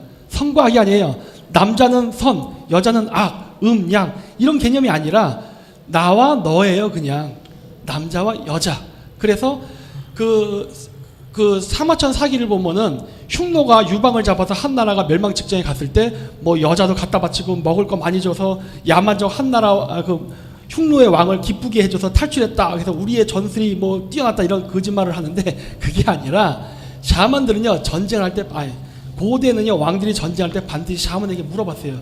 내가 저 나라를 쳐들어갈까 말까. 그건 점을 봐서 쳐들어도 됩니다 안 됩니다를 결정을 했는데 네네. 그 당시에 묵돌 선우가 다 잡아놓은 유방을 죽이기만 하면 되는데 점을 봤더니 샤먼이 죽이지 말라는 거예요. 네. 그래서 왜 그랬더니 당신은 초원의 왕이고 유방은 농경지대의 왕 아니냐. 우리는 서로 다를 뿐이지 어느 한쪽이 한쪽을 쳐서 없앤다는 것은 자연의 이치에 맞지 않는다. 네. 고로 당신은 초원으로 돌아가면 되는 것이고 유방은 농경지대에서 자기 나라를 이루고 살면 그것으로 족한 것이다라고 판결을 내려요. 그래서 묵교선우가 군대를 이끌고 쳐들어가지 못하고 후퇴를 벌입니다. 왜냐? 병사들이 말을 안 들으니까. 네. 이게 고대 샤머니즘이 봤던 균형과 조화의 원리였어요. 밸런스가 네. 제일 중요하죠. 그래- 사실 아니, 균형이 그래서- 가장 중요해요. 네, 그래서 네. 이 말을 조금 보충하면은 내가 이제 우리 한국 무교의 정신은 뭐냐 그거를 내가 정리를 했어요. 그걸. 그래서 제가 한 1년간 고민을 해서 무교 정신은 과연 무엇일까? 이것이 바로 너는 생생지생이라고 이야기를 합니다. 생생지생. 생생지생은 뭐냐? 우주에 존재하는 모든 사물의 가치를 인정하고 존중한다는 거죠. 소위 말해서 상생하고 달리 두 사람의 합의가 제3자 아무 관계없는 제3자도 유익해야 된다는 겁니다. 네. 그러니까 모두가 더불어 잘 살아야 된다. 소위 말해서 상생이 아니라 상생 플러스 조화. 모든 가치를 존중하고 인정한다면은 이 지구상은 아주 평화와 사랑이 가득한 그런 세상이 될 것이라고 생각합니다. 두 분 말씀 이때까지 2시간 동안 들었는데 제가 느끼는 이 바는 솔직하게 이제 간단명료하게 말씀드리자면은 선진국 대열에 갈수록 마리아나나 대마가 합법이 되고 그 다음에 성매매가 또 합법이 되고 그다음 마지막에 동성애가 합법이 되는 그런 나라가 선진국이 맞다라는 느낌이 살짝 들거든요, 사실. 근데 이런 부분은 저도 사실 비단 오해를 많이 받습니다. 사실 다니면서 뭐 이런 소문 저런 소문, 여성스럽다, 뭐 손을 뭐 매니큐어를 바르고 다닌다, 뭐 이런 식으로 소문을 많이 듣는데 그거는 이 무당이 자기 자신의 만족이니까 그렇다고 보고, 또 여러분들 2시간 동안 이제 지루한 시간 들으셨는데 간단한 질문 좀 받도록 하겠습니다. 그냥 뭐 오늘 주제와 관련되지 않은 질문도 좋고요. 일단 그냥 자유롭게 혹시 질문하실 분 있으시면 거수해 주시면 저희가 마이크를 드리겠습니다. 안녕하세요. 안녕하세요. 어디서 오신 누구세요? 네, 예, 만나서 예. 반갑습니다. 네, 반갑습니다. 사실 이런 무속인 콘서트는 처음 와보거든요. 네네. 근데 오늘 예? 오늘 이야기를 그렇군요. 그렇구나. 이야기를 잘 들었고요. 궁금한 거는 한 2가지만 여쭤보겠습니다. 첫째, 그 천문학의 개념을 도입해가지고 그 종교 지도자의 탄생과 정치 지도자의 탄생의 그 때를 그 감별하는 얘기를 해주셨는데, 네. 종교 지도자는 12월 달인 어떤 그 겨울에, 한겨울에 태어난다면 정치 지도자는 반대로 가장 태양이 뜨거운 여름에 태어난다. 네. 그러면 그 어떻게 보면은 가장 태양의 기운이 왕성할 때에 정치 지도자가 태어나고, 태양의 기운이 가장 그 낮을 때에, 저조할 때에 종교 지도자가 태어난다는 셈인데, 옛날 고대 사회는 재정일치의 사회였잖아요. 그렇죠. 그 둘 사이의 조화가 어떻게 이루어졌는지가 궁금하고요. 2번째 질문은 동짓날 팥죽은 왜 먹는지 이게 궁금합니다. 네. 네. 일단 첫 번째 질문은 김 박사님이 네. 말씀해 주시면 감사하겠습니다. 우리나라 이미 역사서에 써 있지 않습니까? 당군은 정치와 종교의 지도자죠. 근데 여기서 이제 그게 나옵니다. 진짜 샤머니즘 세계를 가면은 인종과 국경을 초월합니다. 아까 제가 그렇게 모아가지고 제처 행사를 통해서 지도자를 뽑는다고 했죠.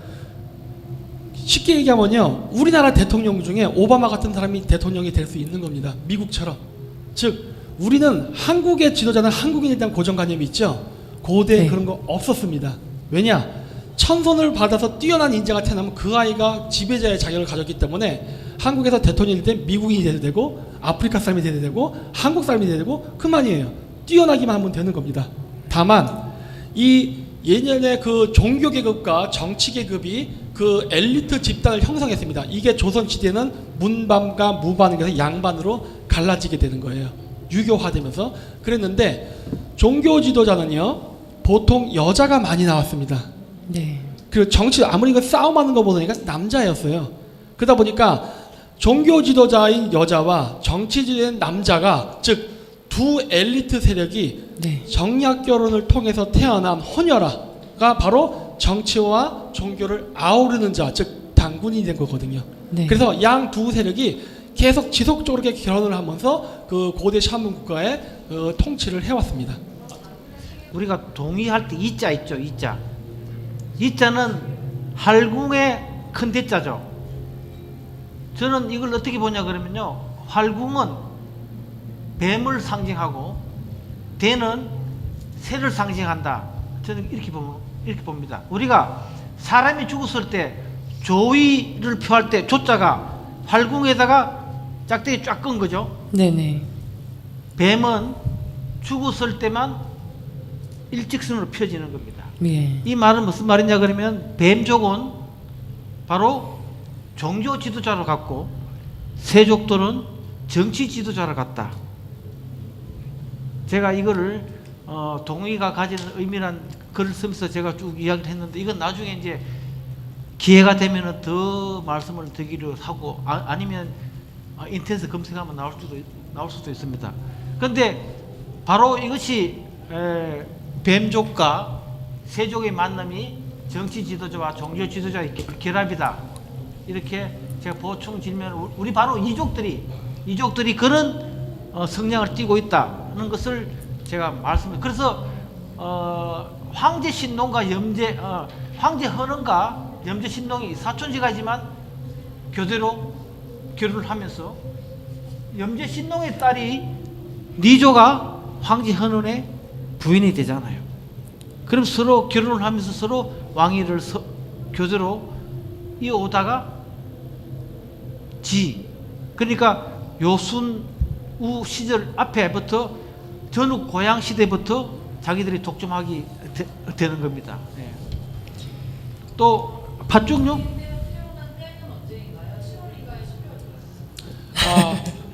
메시아라는 단군 거는 하나. 즉 우리가 새해에 태어나는 12월 25일은 지도자가 되는 건데 지도자가 아무 때 태어나면 안 되죠. 큰 주기로 해서 그렇게 태어나는 거를 맞추는 거고 그 중간 시기는 아버지와 어머니의 각각 생년월일 주기에 맞춰서 중립지역에 맞춰서 합공일을 정하는 거예요. 그러니까 보니까 7월, 3월 여러 가지가 다 나타납니다. 그렇게 되는 거예요. 아버지, 어머니가 중요한 거예요. 아버지라는 우주, 어머니의 우주. 그래서 그냥 쉽게 얘기해서 우리 궁합 볼 때 전 궁합 계산 도저히 못하겠어요. 우리나라 이 동양책은요, 뭔 말이 이렇게 복잡한지 모르겠는데 쉽게 하면 뭐냐, 내 짝이 궁합이 맞냐 안 맞냐요, 아주 쉽게 하려면 뭐냐면요, 요즘 천문 프로그램이 있어요. 여러분 태어났을 때 하늘을 보면은 뭐 토성은 떠 있고 금성은 땅 밑에 있고 뭐 이런 식으로 막 별이 뒤죽박죽으로 있어요. 그 지도와 애인의 별자리 지도를 탁 겹쳤을 때 월화수목 금토일이 하늘에 있고 월화수목 금토일이 땅에 있으면은 음과 양이 맞았잖아요. 그러면 궁합이 좋은 겁니다. 거기에 가까워지면 가까워질수록 좋은 거예요. 한쪽으로 몰리면 상극이 되는 거예요. 아, 쉽죠? 간단한 팥죽은 동짓날은 예전에는 설날이었어요. 지금은 음력으로 1일날 설날이지만 고려 충순한 이전까지는 동짓날이 설날이었다는 그런 기록이 있으니까 팥죽은 1년 한 해 동안 새해를 맞이하니까 나쁜 기운을 물리치고 새로운 기운을 받아들이기 위해서 팥죽을 끓여서 운설주에 뿌리고 기둥에 뿌리고 또 새알심은 태양을 상징하니까 나이를 한 살 더 먹기, 새해를 맞이하기 위해서 나이보다 새알심을 한 개 더 먹는 겁니다. 예. 이해가 되었습니까? 그러면 뭐가 궁금하신데요? 지금 팥죽 먹는 이야기, 팥죽은 벽사의 의미가 있는 거예요. 왜? 팥은 붉은 기운이기 때문에 나쁜 기운을 물리친다고 그렇게 믿었어요. 왜 붉은 기운이 나쁜 기운을 물리친다고 믿느냐? 그건 치우천왕에서부터 비롯된 거예요. 치우기라는 붉은 기운이 흐르면서 거기서부터 시작된 겁니다. 또 없어요? 그 제크와 콩나무란 이야기 아시죠? 왜 허구 많은 시중에 콩을 심었을까요? 그 콩 심었더니 어떤 현상이 벌어졌습니까? 하늘까지 갔죠. 하늘을 쫙 연결되죠. 하늘까지 올라가. 그 위에 올라갈 때 뭐가 있었어요? 황금알을 낳는 거위가 있죠. 그 3조 이야기예요. 콩이라는 거는 태양을 상징해요. 빨간 콩은 더구나. 그게 하늘과 땅을, 즉 이 팥죽을 먹는다는 의미는 해를 먹는 의식이기도 하지만 나와 하늘을 연결시키는 의미가 있는 거거든요. 제크와 콩나무 이야기도 원래 켈트족의 전통 샤머니즘 이야기가 기독교에서 탄압을 받으니까 숨겨서 그렇게 만들어버린 거예요. 그래서 나무를 타고 올라가서 뭐 황금알을 던 이런 이야기는 바로 샤머니즘의 이야기를 동화화해서 보존시킨 한 사례입니다. 네. 그래서 우리 무당들이 사용하는 방울이 콩 모양으로 만들어진 거예요. 콩 모양으로.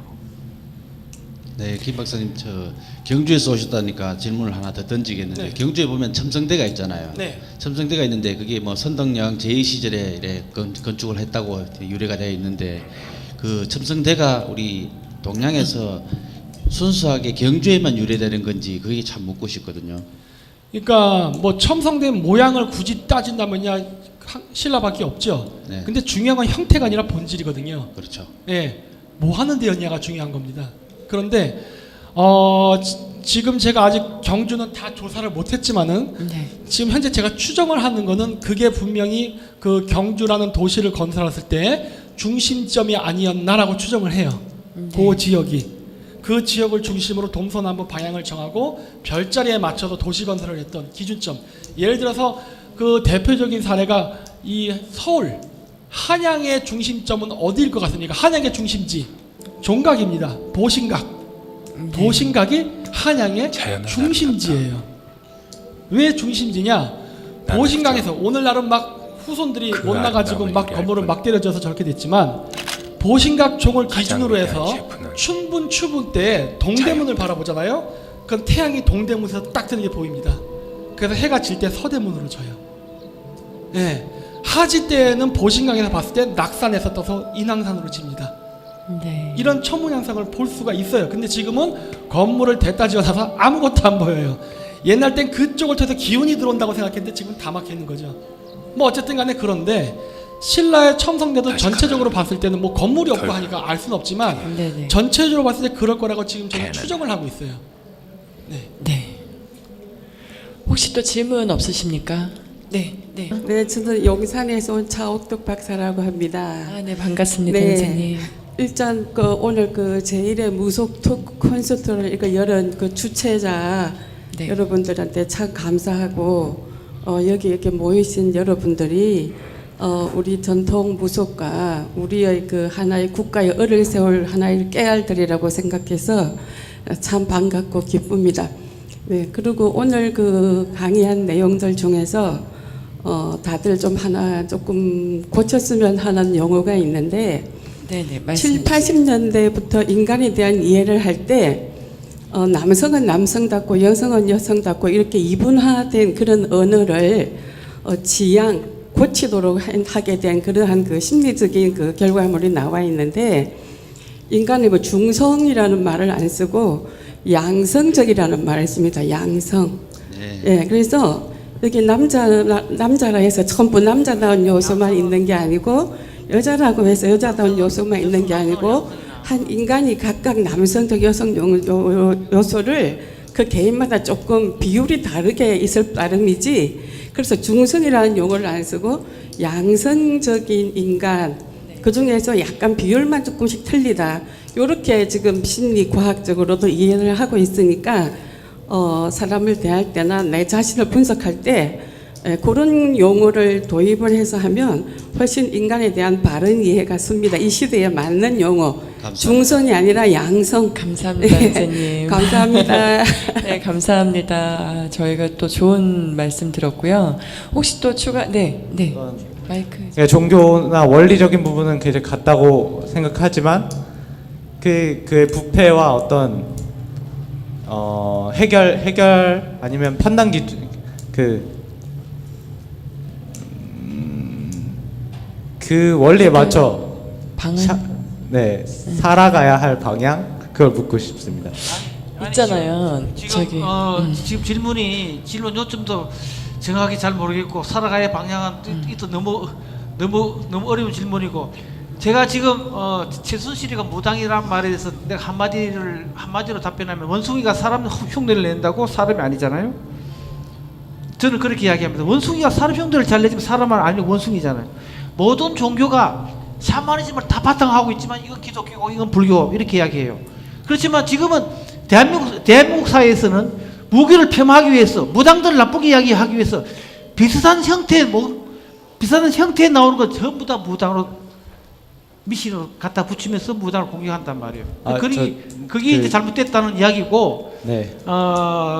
또 질문 또 뭡니까? 질문을 좀 정정하겠습니다. 예, 제가 너무 장황하게 얘기를 해서 그러니까 쉽게 말해서 이제 좋은 종교가 있고 나쁜 종교가 있다면 그 기준이 뭘까 이렇게 묻는 겁니다.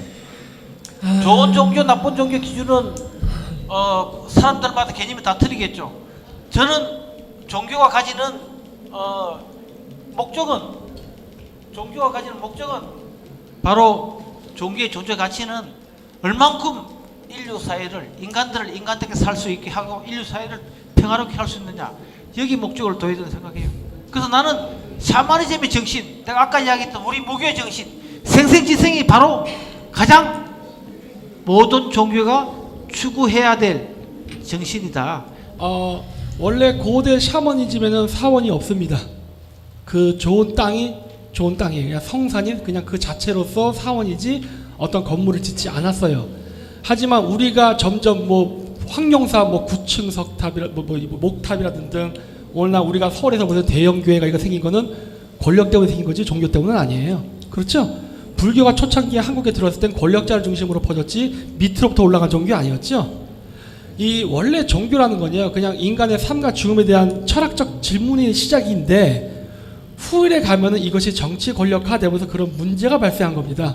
그래서 제가 이런 강의를 하는 이유는 앞으로 이거 굉장히 제가 아주 상세히 할 거예요. 할 건데 이유는 뭐냐면 그런 권력, 종교 권력에 들어가서 어떤 부를 영위하기 위해서 하는 게 아니라 본인이 궁금하면요, 본인이 스스로 연구하라는 거예요. 그게 고대인들의 그 종교적 접근 방법이었고요. 그래서 아까 얘기했듯이 합궁일이라는 것도 원래는 모든 국민들이 다 같이 아까 그 섹스를 해서 임신하면은 뽑아가지고 잘난 놈을 왕을 시킨다고 했잖아요. 그거 왜 했습니까? 그렇게 제도를 만들어야만 천민의 자식도 임신을 해서 뛰어난 애가 되면은 왕이 될 수 있었던 거거든요. 즉 계층의 이동 변화가 가능했던 거예요. 네네. 이런 것들이 목적으로 해서 만들었던 건데 후일에는 어떻게 변합니까? 왕들이 자기만의 하늘의 기운을 받아서 그 불을 세습하기 위한 목적으로 변경이 되죠. 이건 뭐 어쩔 수 없어요. 인간이라는 존재는 욕심을 갖고 있기 때문에 인간이 생로병사가 있듯이 종교라는 것도 생로병사라는 수명이 있습니다. 따라서 고대인들은 그러한 문제가 발생을 어떻게 할 수 없는 자연적인 이치예요. 모든 건 영원한 게 없으니까 끊임없이 부패하고 끊임없이 정화하려는 인간의 노력인 거예요. 그렇기 때문에 이 우리나라 역사를 보면요, 여기 보시다시피 연도에다가 제가 이렇게 예수의 탄생, 뭐 고조선 건국, 배달 건국 이런 걸 써놨어요. 저 시점이 천문학적 별자리 변화와 매우 관계가 깊습니다. 오늘은 시간이 없어서 설명 안 하겠지만 저것이 시사하는 바는 무엇이냐면 옛날부터 우리가 겪는 똑같은 문제가 있었다는 거예요. 권력자들은 부정부패를 하고 국민들은 거기에 대한 개선을 요구하고. 근데 그냥 막 하면 잘 안 돼요. 왜냐? 어느 정도 쌓여가지고 폭발을 해야지 전 국민적인 합의가 이루어지거든요. 그렇죠. 네, 그러다 보니까 항상 시대가 변하는 건 어느 정도 시간이 지나야 그 다음 단계로 갈 수 있는 계기가 만들어집니다. 그리고 고대 혁명가들이나 그 개혁 세력들은 바로 이런 천문의 별자리에 이동하는 시점에 맞춰서 그걸 터뜨렸어요. 왜? 그래야 백성들도 별을 보고 그 말이 맞네? 하늘의 신의 뜻이 움직였구나 라면서 사회적 합의가 이루어지면서 강력한 단계를 할 수 있었거든요. 근데 그 이전에 해봐야 어떻게 됩니까? 실패한 쿠데타가 될 수밖에 없었던 거예요. 따라서 고대 이런 정치 세력들은 이런 별자리를 이용해서 국가 건국에 단순히 그 자손을 잉태시키는 것뿐만이 아니라 국가 건설에도 이러한 것을 이용했습니다. 하늘의 뜻을 지상의 국가를 이루고 국가를 통치하는 자손을 번식시키다. 바로 우리가 얘기하는 천지인 사상인 거예요. 한국에만 있는 게 아니라 전 세계에 있었습니다. 제세이하여 제세이하 하늘의 뜻은 땅에도 이루게 하여 주시옵소서 기도죠. 네. 여기서 되게 중요한 질문 하고 싶은데요. 지금 바깥에 일어난 촛불 민심 이렇게 갑자기 100만 명이 넘는 사람들이 우르르 일어나게 됐는데 이것도 지금 이때도 혹시 천문학적인 어떤 변화가 있는 때인가요? 너무 많은 거를 알려고 하시는 것 같은데 미래는 미래대로 남겨놓는 게 좋지만 2000년대에 들어서는 하나의 거대한 시간적 변화라는 게 있었습니다. 여러분 아까 제가 쉬는 시간이라고 얘기했죠? 네. 여러분 지금 여러분들이 쓰시는 시계 어떻게 만들어진지 아십니까? 시계. 글쎄요. 우리가 시간, 분, 초라는 게 지금 존재하잖아요. 네. 시간은 신이라면 우리는 신의 뜻, 신의 움직임을 이해할 수 있어야 됩니다. 여기 보시다시피 저 뒤에 저기 저 숫자 있는 시계가 있죠. 시간은 영어로 hour라 그러고 분은 minut이라 그럽니다. hour는 horse, horizon 그래서 태양에서 온 거고요. minut은 moon, 달에서 온 겁니다. 자, 태양은 황도 12궁으로 움직인다고 했죠. 1년이 360, 우리 이제 소주기만 얘기할게요. 대주기만 25,000 이런 거 다 빼고 소주기를 이야기할 때 1년은 12개월이에요. 마치 시계바늘이 12까지 써 있듯이. 그런데 시간이 1시간으로 움직일 때 분은 2에서 12 한 바퀴를 다 돌죠. 네. 한 달에 태양이 황도 12국의 별자리 하나를 이전을 할 때 달은요 황도 12국 12개의 별자리를 돕니다. 그래서 한 바퀴 딱 돌면 태양이 그 다음 별자리로 가는 거예요. 이게 바로 우리가 얘기하는 시간과 분의 관계가 창조된 거예요. 그러면 초는 뭘까요? 초는 여기 보시다시피 이거 요 얘기했죠 이미. 시간과 분은 초라는 거는 보십시오. 3월 14일 5시 50분에 떴던 이 하늘의 모습이 그대로 밤에 오전과 오후 같은 시간대에 뜹니다. 즉 하루 동안 내가 볼 수 있는 황도 12궁의 별은요 2번 봐요. 한 달은 며칠이죠? 30일. 그러면 한 달 동안 나는 황도식 별자리 몇 번 보는 거예요? 1분은 몇 초입니까? 그렇죠. 시분초가 이렇게 창조된 거예요. 네. 그래서 여러분들이 갖고 있는 가장 오래된 경전은 성경이 아니라 시계입니다. 시계가 가장 오래된 경전이에요. 그 시계를 바탕으로 신의 뜻을 읽는다. 그래서 언제 씨를 뿌릴까? 언제 씨를 거둘까? 언제 유목민족이 이동할까?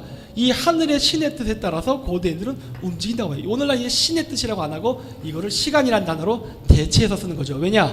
우리의 과학기술이 그만큼 진보돼서 아 이건 신이 아니라 시간이야 라는 식으로 우리의 지식이 상승됐기 때문이죠. 따라서 여러분들이 신을 뭐 예수라 부르건 부처라 부르건 크리스천이라 부르건 그거는 단지 단어에 불과한 것이지 본질이 아니라는 거예요. 네. 따라서 여러분들은 본질만 알면 되고 그것이 다르다고 해서 아빠를 father라 부르건 아빠라 부르건 이름이 다르다고 해서 싸울 이유가 전혀 없다는 거예요. 왜냐? 본질을 갖기 때문에.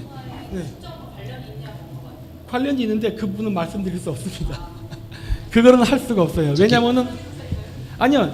주기는 왔어요. 그래서 2012년을 기점으로 시분초가 12시 12방향에 모이면 우리가 00시가 되면서 그 다음 날 시간으로 넘어가듯이 천문학적 주기로 2012년 12월 21일, 2018년 8월 15일 이런 식으로 각각의 별자리 이동에 따라서 태양시, 달시, 시리우스시가 모이는 시기가 오고 있습니다. 따라서 즉 우리는 지금 2160년번에 딱 한 번 볼 수 있는 바로 그 분기점에 태어난 아주 그거 운이 좋은 거 아니에요. 운이 좋은 거 아닙니다. 모든 사건은 네. 모든 현상은 시와 때가 있는 거예요. 네. 이것도 자연스러운 시와 때가 생긴다는 거예요. 따라서 많은 사람들이 새천년이라는 기대를 갖고 있죠. 그러다 보니까 이러한 새천년에 대한 기대 심리, 군중적 심리가 점점 커지면 커질수록 결국 세상은 바뀌겠죠. 근데 공교롭게도 어느 정도는 그게 천문의 사이클과는 맞아 떨어지는 것 같습니다. 여기까지만 얘기할게요. 네. 네, 김 박사님 네. 얘기를 들으니까 뭐 10이라는 숫자와 60이라는 숫자 이게 사실 저희 무교인들도 주로 흔히 쓰는 60갑자하고 12지간을 주로 논하는 것 같은데 조 선생님 그렇게 생각하십니까? 모든 60갑자나 12 이런 건 다 태양주기, 황도, 백도에서 다 시작된 거예요. 별자리하고 다 관련되는 이야기예요. 자, 그래서 신의 본질은 똑같다고 생각을 합니다. 또 질문 받겠습니다. 질문 없으신가요? 아까 그 무슨 버섯이 무슨 버섯이냐고 궁금하다고. 그러면 제가 여러분에게 질문을 한번 해볼게요. 이 그림에 이거 뭔지 아십니까? 요거 뭐라 그래 이거? 이거 창. 여기 기독교 신자 안 계세요? 창. 롱기누스의 창이라 부르죠. 하나님이 진짜 못 박아 계셨을 때 고통을 덜어주고 빨리 죽게 하기 위해서 원래 로마에서 진짜 찔러서 죽였어요. 우리가 예수가 죽었다가 부활했다고 하잖아요. 천문현상이라고 얘기했지 않습니까? 네. 그렇다면 창 찌른 이야기는 천문에 없을까요? 있어야 되는 거 아니에요? 그래야 이치가 맞죠? 그리고 제가 주장했던 천문현상이라는 게 즉 부활이라는 건 천문현상인 걸 더욱더 명확히 증명할 수 있지 않습니까? 자, 날짜 보십시오. 12월 25일 태양이 아처 사계태양에서 궁수 자리에 떠 있습니다. 궁수 자리에. 우리는 이거를 활이라고 봤고 누구는 창이라고 봤어요. 근데 태양이 푹 찔려 있어요. 그렇죠? 네. 롱기누스 네. 창이 어디서 왔는지 보이시죠? 네. 네.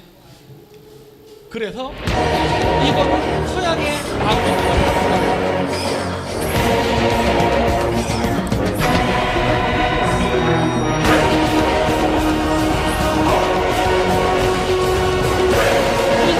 우리 나오죠.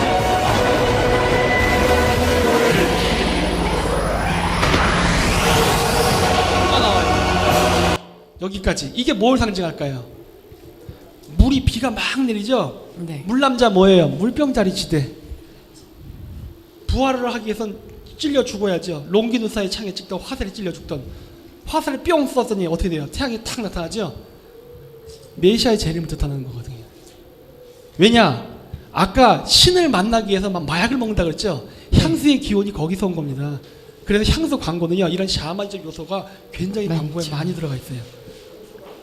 네, 베르사체.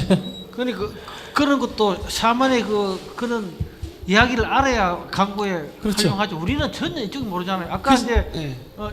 이야기 안 끝났어요? 아니요. 그래서 아까 비가 막 내리는 건 물병자 하는 거. 보세요. 고대 문헌에도 이렇게 화살을 쏘고 있잖아요. 그렇죠? 천문이에요. 아까 그 환각 식물이 버섯이라 하는데 무슨 버섯이냐 이제 아까 그런 질문이 있었는데 시베리아 쪽에서는 광대버섯을 사용해요. 광대버섯.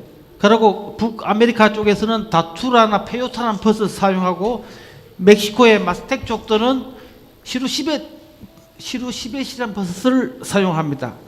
그 다음에 콜롬비아 인디안들은 에베네라는 버섯을 사용한다고 제가 자료 조사해놓은 데서 메모장에서 지금 제가 보고 말씀드리는 겁니다. 예. 네, 그래서 구이족들 그 이가 활을 쏴가지고 하늘로부터 9개의 태양이 떨어졌다는 천송강림에 대한 이야기예요. 네. 우리 상식대로 활에 맞으면 죽어버려야죠. 그쵸. 뭔 놈의 천송강림입니까?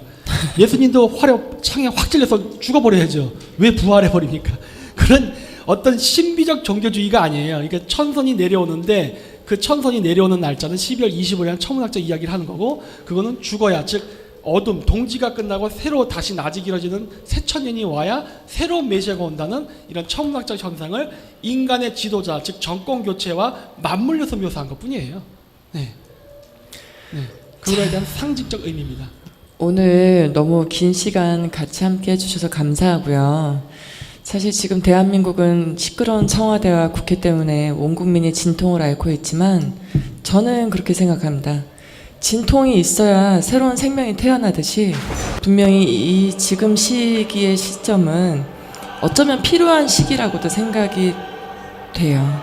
그리고 아까 이제 동지에 아무리 밤이 길어도 그 다음날 해가 뜨듯이 일단 좀 더 희망을 가지고 살 수 있는데 이게 약간의 반등의 시기가 되지 않겠나 싶습니다.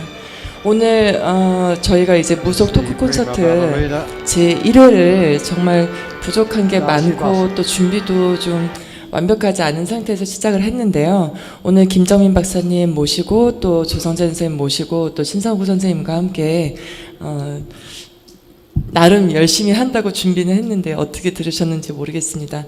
일단 오랜 시간 같이 해주셔서 너무 감사드리고요. 그리고 다음에 저희가 2회는 조금 더 편안한 자리에서 모실 수 있도록 노력하겠습니다. 선생님 마무리. 네, 네, 감사합니다. 감사합니다. 감사합니다. 마지막으로 이 자리를 대관해 주시는 한민년 대표, 윤기순 대표 감사드리고, 또 이 무교인들이 참 전국의 수많은 무교인들 가운데 이런 기본적인 상식적인 공부를 우리 무교인도 학식을 좀 쌓아갔으면 하는 그런 나름 개인적인 바람입니다. 그리고 오늘 여기 바쁘신 가운데 이 소란스러운 광화문 광장까지 이래 와서 대단히 감사합니다.